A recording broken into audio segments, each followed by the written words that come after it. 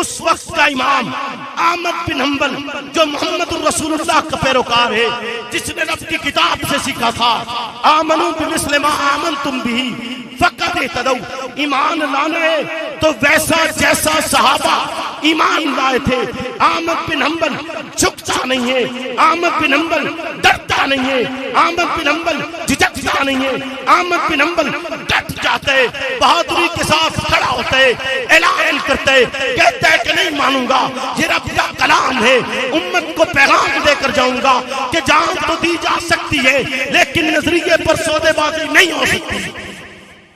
احمد بن حنبل دربار میں پیش ہوئے، کہا مخلوق کہو، کہا نہیں کہوں گا، جو رب کا کلام ہے وہی کہوں گا، اسے کلام اللہ ہی کہوں گا، اسے مخلوق نہیں کہوں گا، یہ رب کی صفت نہیں رب کا کلام ہے۔ جیل میں بند کر دیا گیا، ایک مناظر بلایا گیا، مناظر آتا ہے، آ کر 2.5 گھنٹے کی تقریر کرتا ہے،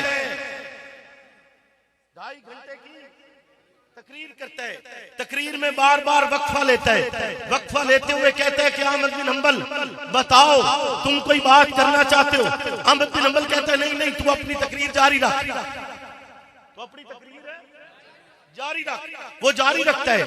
2.5 گھنٹے کی تقریر کے بعد وہ کہتا ہے احمد بن حنبل میری بس ہو گئی ہے، بولو نا کیا کہتا ہے؟ میری بس ہو گئی۔ احمد بن حنبل کہتا ہے کہ تیری اس 2.5 گھنٹے میں اس تمام تقریر کے اندر نہ رب کا کوئی فرمان تھا، نہ حدیث رسول اللہ تھی، نہ اصحاب رسول کا کوئی قول تھا۔ جب یہ سب کچھ نہیں تھا تو تجھے جواب کس بات کا دوں؟ مناظرہ کس بات کا؟ مناظرہ تو تب ہو کہ اگر یہ رب کی مخلوق ہے تو تو قرآن سے دکھا، رب کی مخلوق ہے تو محمد کے فرمان سے دکھا، مخلوق ہے تو اسے اصحاب رسول کے اقوال سے دکھا، کہیں سے تو ثابت کر کہ حجت تو یہی ہے، یا رب کا فرمان ہو یا محمد کا فرمان ہو یا اصحاب رسول کے اقوال ہو، یہی تو امت کے لیے حجت تھی، یہی تو امت کا پیغام ہے، یہی تو امت کے لیے درس ہے کہ اگر دین ڈھونڈ رہے تو انہی میں ڈھونڈ، دین ڈھونڈنا ہے تو بولو نا، دین ڈھونڈنا ہے تو۔ اور احمد بن حنبل ایمان کیسے لایا تھا؟ کس کو دیکھ کر؟ زور سے بولے نا، کسے دیکھ کر لایا ایمان؟ صحابہ کو دیکھ کر لایا کہ نہیں لایا؟ ڈٹا نا۔ عنوان آپ کو یاد ہے یا نہیں؟ عنوان کیا تھا؟ تو بول پو اس بولن تے کوئی مسئلہ نہیں، یہ ہویا بھی صحیح تو پہلے سٹیج آلے واسطے موڑ توڑے واسطے، اس بولن تے کوئی مسئلہ نہیں، بول دے نہیں۔ جرت اور صبر، جرت اور صبر، عنوان یاد رکھیں گے؟ پکی بات ہے، یاد رکھیں گے نا۔ میں نے آپ کے سامنے عام مسلمان کی بھی مثال دی ہے، اب ایک امام کی مثال دے رہا ہوں۔ احمد بن حنبل ڈٹ گیا، ابو الحسن نامی ایک ڈاکٹر ساتھ اسی بیرک میں من تھا، اس نے احمد بن حنبل سے کہا احمد بن حنبل میری پیٹھ سے کپڑا اٹھا، میری پیٹھ دیکھ۔ احمد بن حنبل پیٹھ دیکھتے ہیں، کوڑے کے نشانات نظر آتے ہیں۔ احمد بن حنبل کہتا ہے یہ کیا ہے؟ کہا یہ اس کوڑے کے نشان ہیں جو تجھے لگنے ہیں، یہ اس کوڑوں کے نشانات ہیں جو تجھے لگنے ہیں۔ لیکن احمد بن حنبل یاد رکھ، میں نے کوڑے برداشت کیے، ڈاکہ زنی نہیں چھوڑی، تو نے دین بیان کیے، مبادہ کوڑوں کے در سے دین بیان کرنا چھوڑ مت دینا۔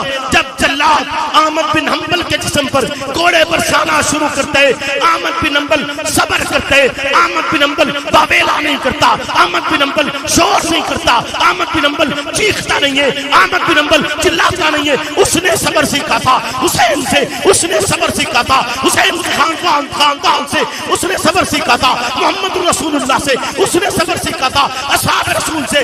اس نے اعلان کیا جسم پر کوڑے پڑ رہے، جلاد کہتا ہے احمد اگر یہ ایک کوڑا ہاتھی کی پیٹھ پر مار دیا جائے تو ہاتھی بھی تڑپ اٹھتا ہے۔ احمد بن حنبل تیری پیٹھ یہ کوڑے برداشت نہیں کر سکے گی۔ احمد بن حنبل کہتا ہے تو کوڑے مارتا جا، میرا صبر دیکھتا جا۔ پھر 4 کاندھوں پر احمد بن حنبل جا رہے اور اعلان کرتے ہیں ابو الحسن کہ اللہ اس کی مغفرت فرما دے۔ لوگ حیران ہوتے، ایک زمانے کا امام وقت کے ڈاکو کے لیے دعا کر رہا ہے۔ احمد بن حنبل کہتے ہیں اس ڈاکو نے مجھے استقامت سکھائی تھی۔ نعرہ تکبیر، شان محمد تیری آواز میری آواز، حق نواز حق، تیری آواز میری آواز، تیری آواز میری آواز۔ ایک مثال میں نے آپ کے سامنے ایک عام مسلمان کی رکھی ہے، پھر احمد بن حنبل کی مثال رکھی ہے، پھر حسین کو آپ جانتے ہیں، تعارف کی ضرورت نہیں رہی۔ حسین کی استقامت سے آپ لوگ واقف ہیں۔ حسین 72 تن سوار آئے، لیکن حسین نے باویلا نہیں کیا، شور نہیں کیا، صبر کیا ہے، استقامت کا مظاہرہ کیا ہے، رب کی طرف دیکھ کر، آسمان کی طرف دیکھ کر اپنے ننھے بچے بھی قربان کروائے۔ حسین نے یہ اعلان کیا ہے کہ جب ایمان ویسا ہو جیسا وہ لوگ لائے تو پھر ڈٹا جاتا ہے، استقامت کا مظاہرہ کیا جاتا ہے، پھر تپتی ہوئی ریت پر لٹا دیا جائے، نظریات تبدیل نہیں ہوتے، پھر جسم کی چربی کے ساتھ کوئلے بجھا دیے جائیں، نظریات نہیں بدلتے، پھر دو اونٹوں کے درمیان باندھ کر چیر دیا جائے، تب بھی نظریات تبدیل ہے، بولے نا نظریات تبدیل نہیں ہوتے۔ حسین نماز پڑھنے لگا، نماز پڑھنے کی اجازت نہیں دی گئی، نماز کا آغاز ہونے لگا ہے تو کچھ لوگوں نے مشورہ کیا کہ اگر حسین نماز پڑھتا ہے تو یہ نہ ہو لوگ اس کے ساتھ مل جائیں۔ ہم نے تو بتایا ہوا یہ تھا کہ حسین نے نانے کا مشن چھوڑ دیا۔ بولو نا، نہیں سمجھے میری گل؟ حسین نماز پڑھنے لگا، کچھ لوگوں نے کہا نماز نہیں پڑھنے دینی، نماز پڑھنے نہیں دینی۔ کیوں نہیں پڑھنے دینی؟ چونکہ امت کو بتایا ہوا تو یہ ہے کہ حسین نے نانے کا مشن چھوڑ دیا۔ نانے کا مشن نماز تھا نا، روزہ تھا نا، الہ کلمۃ اللہ تھا نا، تو بتایا ہوا تو یہ تھا کہ نانے کا مشن چھوڑ دیا، لہذا حسین بیان نہیں کر سکتا۔ حسین بیان ہے تو انہوں بھی آکھیا نے نا، انہوں بھی آکھیا نے، توڑے سے بیجا لے بھی آکھیا کہ نہیں آکھیا؟ اگر مخالفت کرنی ہے تو کھل کے کرو، کر بھی رہے ہو، کرتے رہو، مجھے نہیں فرق پڑتا، لیکن آپ کی توجہ ہے حسین کو نماز نہیں پڑھنے دی گئی۔ کس لیے؟ کہ کہیں یہ نہ پتہ چل جائے لوگوں کو کہ یہ نانے کے دین پر ہے، یہ نانے کے مشن پر ہے، نانے کے مشن پر ہے۔ اس مشن پر تھا حسین، کٹ گیا لیکن مشن نہیں چھوڑا۔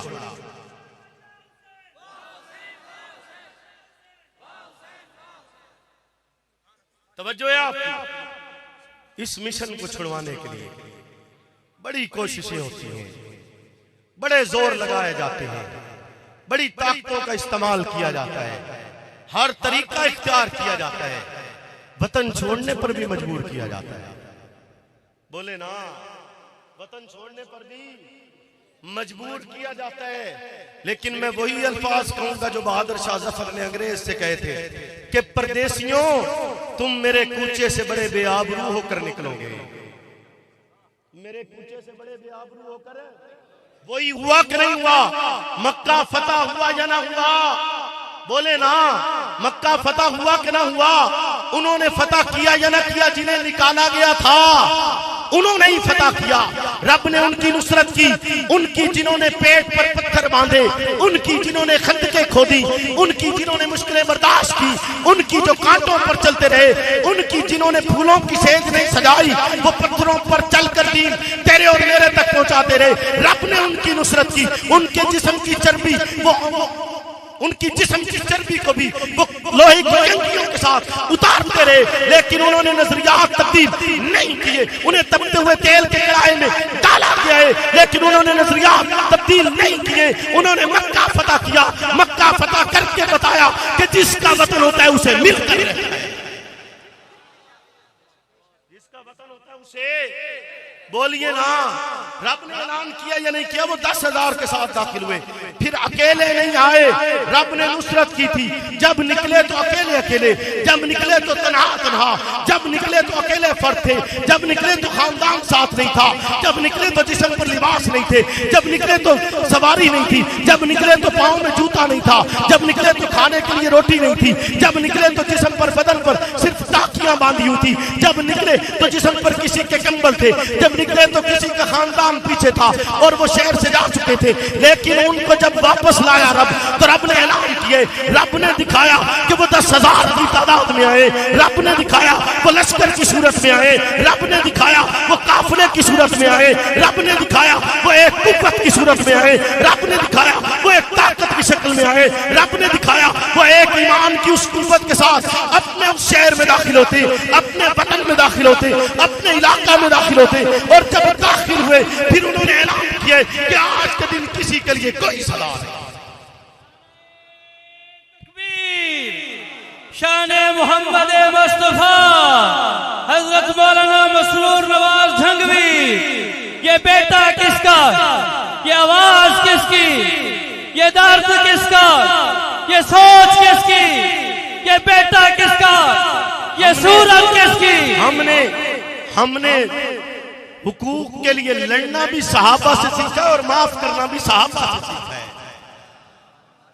بولو نا, ایسا ہے یا نہیں ہے؟ لڑنا بھی حقوق کے لیے صحابہ سے سیکھا ہے, جرت بھی صحابہ سے سیکھی ہے, اور معاف کرنا بھی صحابہ سے سیکھا ہے. اور ہم نے یہ بھی صحابہ سے سیکھا ہے کہ جو پھر خلاف کعبہ میں ہو, جس کو معافی نہیں دینی اس کو وہاں بھی نہیں ملتی, اس کو پھر وہاں بھی.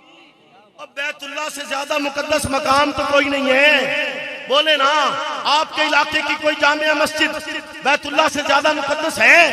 کوئی بڑی مسجد, آپ کی صادق مسجد بہاولپور کی, کیا وہ اصحاب بیت اللہ سے زیادہ مقدس ہے؟ بادشاہی مسجد لاہور کی کیا بیت اللہ سے زیادہ مقدس ہے؟ فیصل مسجد اسلام آباد کی کیا بیت اللہ سے زیادہ مقدس ہے؟ بولیے نا, بتائیے نا, کیا یہ مساجد زیادہ مقدس ہے؟ حتیٰ کہ میں کہوں کیا مسجد اصل نماز بیت اللہ سے زیادہ مقدس ہے؟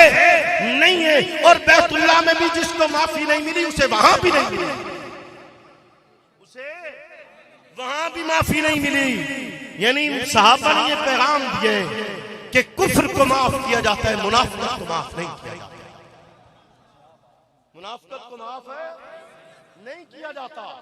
آپ نے اسی نظریات کے ساتھ, اسی انداز کے ساتھ, اسی اسلوب کو پہچانتے ہوئے آپ نے آواز پہچان لی ہے. توجہ ہے, آپ نے آواز پہچان لی ہے. اگر آپ کسی بھی نظریات کا حامی اس کے بانی کی سوچ اور نظریات پر قائم نظر آتا ہے تو یقیناً آپ کا حق بنتا ہے آپ ساتھ دیجئے. لیکن اگر آپ کو اس آواز میں وہ درد نظر نہیں آتا, وہ تڑپ نظر نہیں آتی, وہ پکار نظر نہیں آتی, وہ انداز نظر نہیں آتا, وہ تکلیف نظر نہیں آتی, تو پھر آپ نے جرت بیانی بھی کرنی ہے اور پھر صبر بھی کرنا ہے. اور یہ کہہ کر صبر کرنا ہے, فنا باللہ کی تہ میں بقا کا راس مخبر ہے, جسے مرنا نہیں آتا اسے جینا نہیں.